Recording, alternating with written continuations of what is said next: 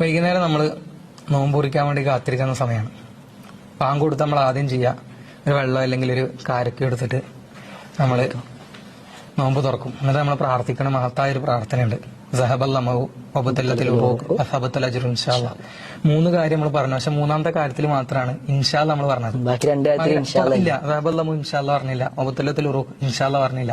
ഇത് ശരിക്കും വലിയൊരു ആശയം ഇസ്ലാം ഈ ഒരു പ്രാർത്ഥനയോട് തന്നെ നമുക്ക് പഠിപ്പിച്ചിരുന്നുണ്ട്. സഹബല്ലമു, ദാഹം ശമിച്ചു, നമ്മൾ അനുഭവിച്ചിട്ട് പറയേണ്ട ആവശ്യമില്ല. കാരണം നമ്മൾ അനുഭവിച്ചു, ഇൻഷാല്ല പറയേണ്ട ആവശ്യമില്ലല്ലോ. അതുപോലെ തന്നെ ഒബത്തല്ലത്തിൽ ഉറൂക്ക് അല്ലെ, ദാഹിച്ചു നിൽക്കുന്ന സമയത്ത് ഇങ്ങനെ കുടിക്കും, അത് നമുക്ക് ശരിക്കും നമുക്ക് ഫീൽ ചെയ്യുന്നുണ്ട്. നമ്മൾ ഇൻഷാല്ല പറയേണ്ട ആവശ്യമില്ല. പക്ഷെ മൂന്നാമത്തെ അങ്ങനത്തെ ചില്ലറ വിഷയമല്ല വരുന്നത്. അസബത്തൽ അജറു ഇൻഷാല്ല, പ്രതിഫലം മുറച്ചു അള്ള ഉദ്ദേശിച്ചാൽ എന്നുള്ളതാ.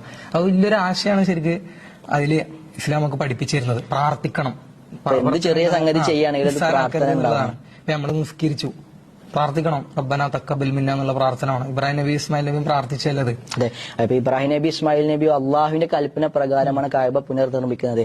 എന്നാലും കഅബ എല്ലാം പുനർനിർമ്മിച്ചതിന് ശേഷം ഇസ്മായിൽ നബി ഇബ്രാഹിം നബി രണ്ടുപേരും പ്രാർത്ഥിക്കുന്നത് റബ്ബന തഖബ്ബൽ മിന്ന ഇന്നക അൻത സമീഉൽ അലീം, അള്ളാഹു ഇത് ഞങ്ങളിൽ നിന്ന് സ്വീകരിക്കണം. അത് വലിയൊരു മാതൃകയാണ്. എന്ത് ചെയ്താലും പ്രാർത്ഥിക്കണം എന്നല്ല. ഞാൻ നിസ്കാരത്തിന്റെ കാര്യം പറഞ്ഞല്ലോ. എന്തിന് നമ്മൾ പോകുമ്പോൾ വഴി കൂടെ ചില യാത്രക്കാരൊക്കെ നിർത്തിയിട്ട് ചോദിക്കും, കണ്ണൂർക്ക് എങ്ങനെ പോവാ, മലപ്പുറത്തേക്ക് എങ്ങനെ പോവാ, കോട്ടക്കലേക്ക് എങ്ങനെ പോവാന്നൊക്കെ ചോദിക്കും. അപ്പൊ നമ്മൾ പറഞ്ഞു കൊടുക്കാൻ, നമുക്ക് അയാളെ കുറിച്ച് അറിയില്ല, അയാളെ ഊരോ നാടോ ഒന്നും നമുക്കറിയില്ല. പക്ഷെ നമ്മൾ പറഞ്ഞു കൊടുക്കാറുണ്ട്.